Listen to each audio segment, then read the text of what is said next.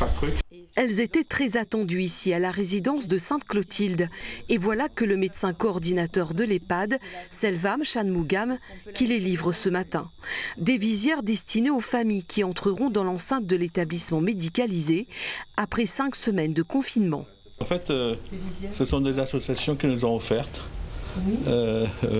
pour justement faire un appel aux dons pour des masques et aussi d'autres fournitures. Il y a une semaine, la directrice Françoise Yacoub avait commencé à contacter les familles. Elle était loin d'imaginer qu'une décision allait être prise par le gouvernement. Elle voulait aménager des visites sous contrôle pour ses 80 résidents. Elle les sentait trop malheureux, en souffrance. Certains ne mangeaient plus. Ils commençaient à perdre pied.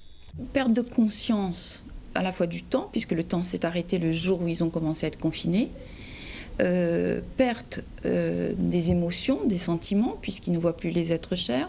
Tout ce qui est Facebook, Messenger, WhatsApp, etc., ce sont des contacts que nous, notre génération, a très facilement. Pour eux, ça ne remplace pas.